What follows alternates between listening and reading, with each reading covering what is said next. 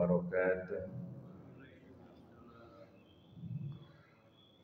Alhamdulillahi rabbil alamin. Wassalatu wassalamu ala Muhammadin wa ala alihi wa sahbihi ajma'in. Asyhadu an la ilaha illallah wahdahu la syarika lah. Asyhadu anna Muhammadan abduhu wa rasuluh. Allahumma shalli ala Muhammad wa ala ali Muhammad. Jamaah salat subuh yang dirahmati Allah. Puji dan syukur mari kita sama-sama panjatkan kehadirat Allah Subhanahu wa taala. Alhamdulillah kita senantiasa diberikan kekuatan, kenikmatan untuk bersama-sama hadir di masjid dalam rangka melaksanakan ibadah salat subuh berjamaah. Salawat serta salam semoga dilimpahkan kepada Nabi kita Nabi Muhammad sallallahu alaihi wasallam. Hadirin jamaah salat subuh yang dirahmati Allah. Pada kesempatan pagi hari ini saya akan melanjutkan hadis nomor 600 dari kitab Mukhtarul Ahadits. Bismillahirrahmanirrahim. Da' ma yaribuka ila ma la yuribuka. Fa inna as-sadqa tuma'ninatun wa innal kadhiba ribatun. Hadis nomor urut 600 ini diriwayatkan oleh hadis riwayat Imam Ahmad dan Nasa'i. Disampaikan oleh baginda Nabi sallallahu alaihi wasallam, kata Nabi, da'ma yaribuka ila ma la yuribuka. Tinggalkanlah, kata Nabi, apa yang membuatmu ragu, was-was ya, kepada apa yang tidak membuatmu ragu. Jadi kata Nabi, kita diminta untuk meninggalkan kalau ada hal-hal yang meragukan kita, itu kita tinggalkan. Beralih kepada apa yang membuat kita tidak menjadi ragu. Seringkali dalam keseharian kita, baik dalam masalah ibadah ataupun dalam hal misalkan makanan dan minuman, seringkali kita ada hal-hal yang ragu. Misalkan kalau dalam masalah ibadah, masalah wudu, ya, masalah wudu ini tadi udah batal apa belum ya? Misalkan habis sholat maghrib, kita di rumah, terus mau sholat isya, kita ragu-ragu, ini udah batal apa belum? Kebetulan habis sholat maghrib tadi sempat makan dulu, sempat minum dulu, ya, sempat ngopi-ngopi. Nih, yang sering ngajak ngopi Pak Kosim, sering ngopi-ngopi. Pak Dokter Arif sering ngajak ngeteh-ngeteh di depan rumahnya. Ini pagi-pagi habis sholat subuh, diajak ngeteh di depan rumah Dokter Arif. Mau sholat duha, ini udah batal apa belum? Was-was, ya. Bagaimana mengatasinya? Karena was-was itu seringkali membuat kita menjadi ragu. Ada orang yang mengambil keputusan, daripada nggak sah sholatnya, wudhu lagi. Begitu juga ketika sholat, ragu-ragu. Lah tadi baca Al-Fatihah apa enggak ya? Gitu ya. Seringkali juga begitu. Tadi sujudnya sekali apa dua kali ya? Gitu. Terutama ketika kita sendiri. Kalau kita jadi imam enak, karena ada yang mengingatkan, yaitu makmum. Walaupun kadang-kadang imamnya ragu-ragu, makmumnya ragu-ragu. Habis sholat nanya, bener nggak tadi rakaatnya? Gitu ya. Kadang-kadang begitu. Lalu bagaimana mengatasinya? Ya. Dalam sebuah hadis, ini juga pernah diceritakan oleh baginda Nabi. Ini ada hadis yang diriwayatkan oleh Imam Bukhari dan Imam Muslim. Ada matan hadis yang berbeda. Ada hadis yang pendek saya bacakan. Bismillahirrahmanirrahim. Kata Nabi, la yansarifu hatta yasma' sautan aw yazida rihan. Jadi kata Nabi, ketika di dalam sholat, janganlah kamu tinggalkan sholat sampai kamu mendengar suara atau mendapatkan yang bau. Jadi ada sahabat datang kepada Nabi, ya Rasulullah, saya ketika sholat merasa batal, merasa berhadas, merasa batal tapi ragu-ragu, kayak buang gas tapi nggak tahu buang gasnya bener apa enggak. Karena kalau kita lagi sholat pengen buang gas itu kan ditahan ya, ditahan gitu, gimana sampai nggak keluar. Ya dalam keadaan ragu-ragu nih sholatnya sah apa enggak. Kalau yakin sah takut nggak sah, ya akhirnya ada yang mengulang, ada yang tidak. Kata Nabi, dalam keadaan demikian, dalam hadis riwayat Bukhari dan Muslim, ini hadisnya sahih, sampai kita mendengar atau keluar baunya, itu baru kita batal. Kalau kita ragu-ragu.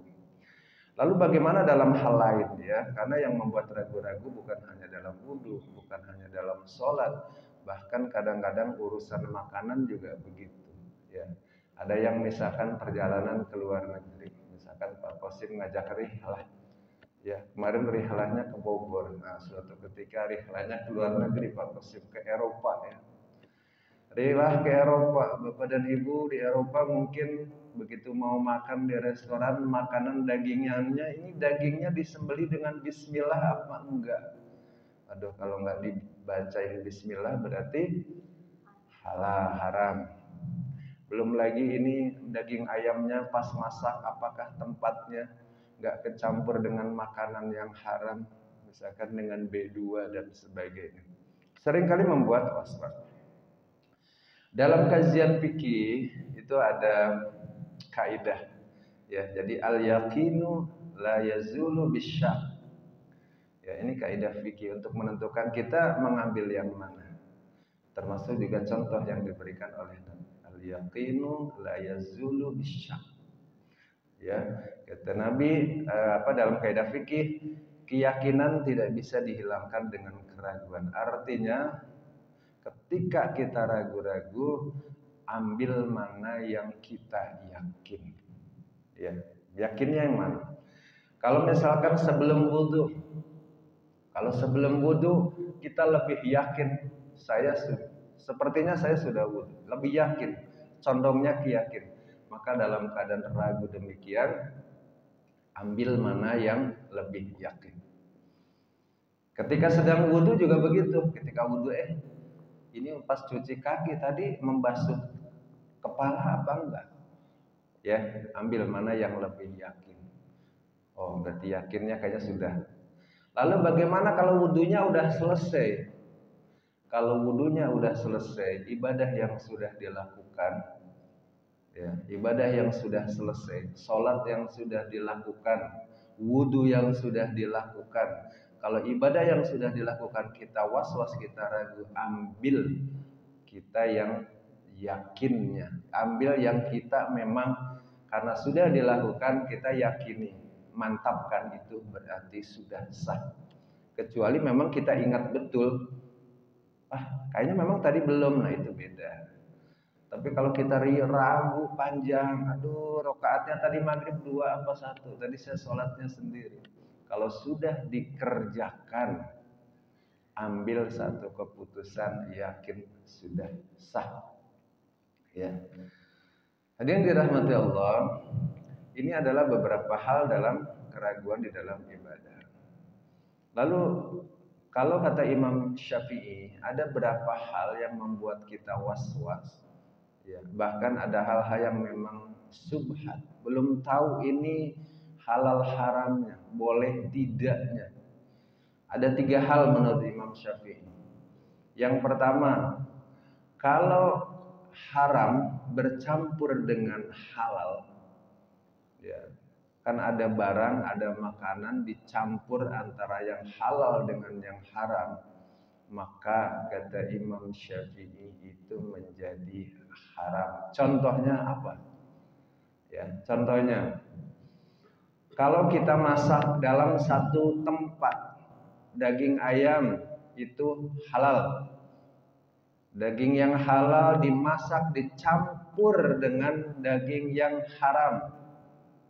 Ya, memang daging itu diharamkan. Ya, misalkan B2 diharamkan. Kita masak dalam satu tempat atau dituangkan dalam satu mangkok. Tapi kita makannya yang B2 nggak kita makan, yang dimakan kita daging ayam. Kalau ditempatkan dalam satu tempat, dimasak dalam satu tempat, disajikan dalam satu tempat, sudah bercampur, yang daging halal menjadi haram. Ya, ini pernah saya ditanya nih guyonan ya, guyonan. Suatu ketika ada seorang suami bertanya kepada saya, ya, Tad, istri saya sudah dikasih uang bulanan. Udah dikasih uang bulanan, tapi istri saya ragu-ragu, kayaknya belum dikasih deh bulanan.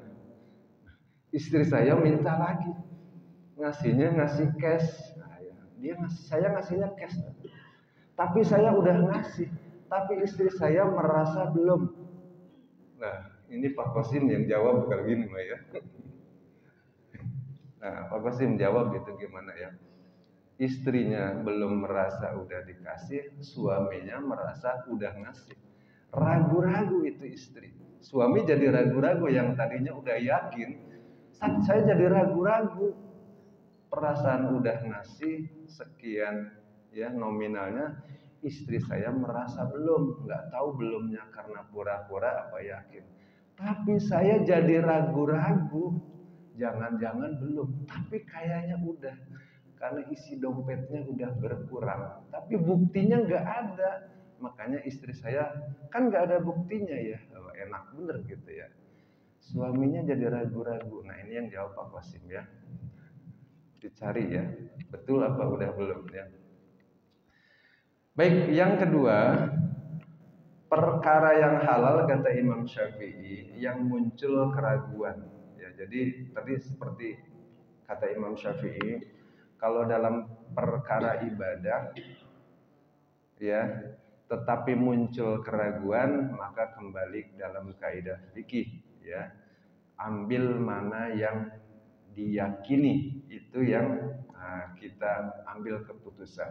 Karena dalam ibadah kita tidak boleh ragu-ragu, apalagi sampai kepikiran ya, sampai kepikiran. Misalkan pernah terjadi ada yang bertanya, saya buka puasa. Pada saat buka puasa, saya kan kira-kira di barat itu, saya waktu itu nggak ada jam, nggak ada waktu. Di barat itu sepertinya udah maghrib karena sudah terlihat cahaya kuning.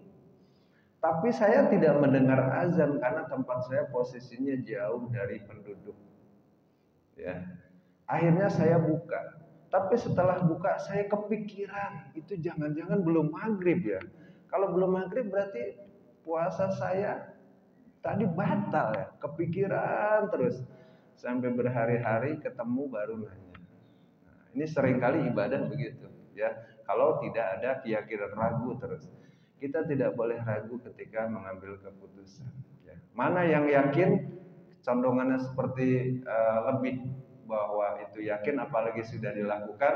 Kalau sudah dilakukan kita ambil keyakinan sah ya. Jadi jangan sampai terbawa berlarut-larut berlama-lama.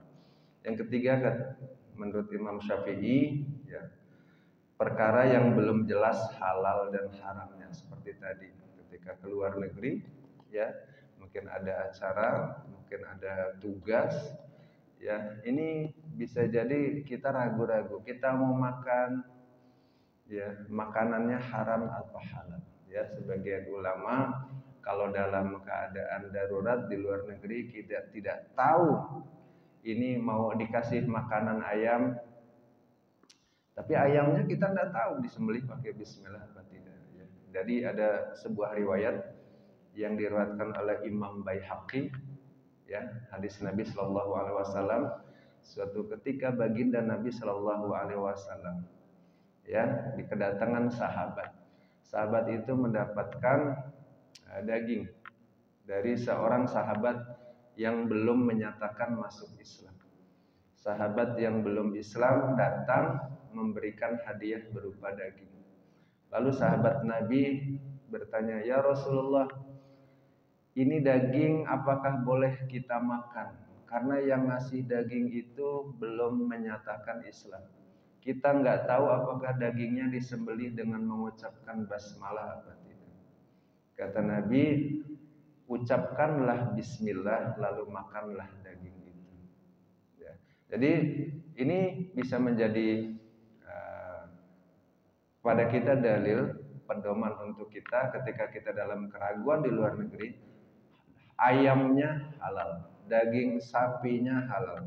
Tapi kalau kita ragu, kita tidak mengetahui apakah daging itu disembelih dengan basmalah atau tidak, kita diucap dengan mengucap nama Allah atau tidak, kita mengucapkan bismillah, maka kita makan.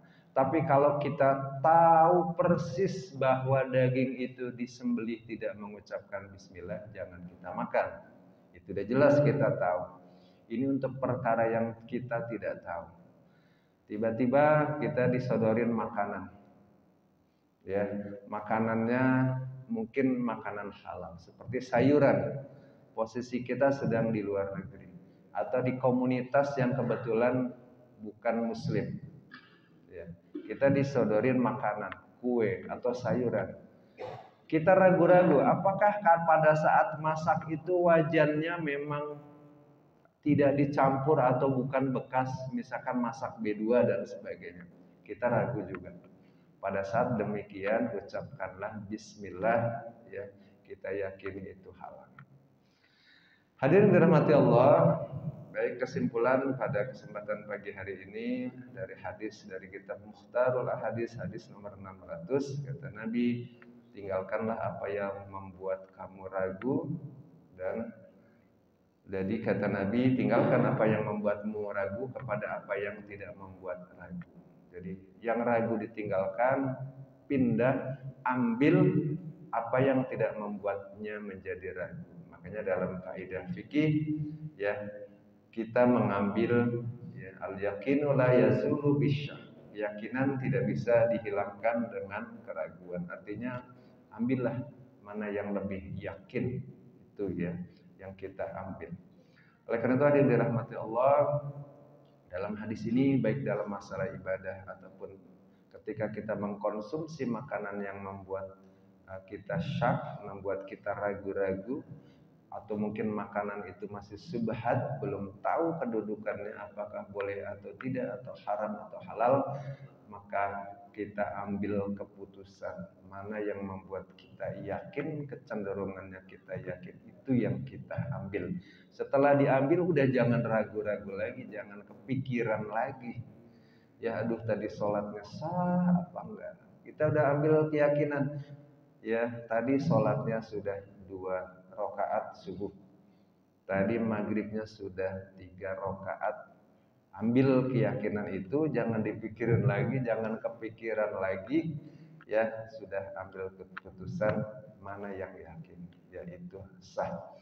Demikian yang dapat saya sampaikan. Wallahu a'lam bishawab. Mohon maaf atas segala kekurangannya. Kita akhiri dengan sama-sama membaca doa kafaratul majlis.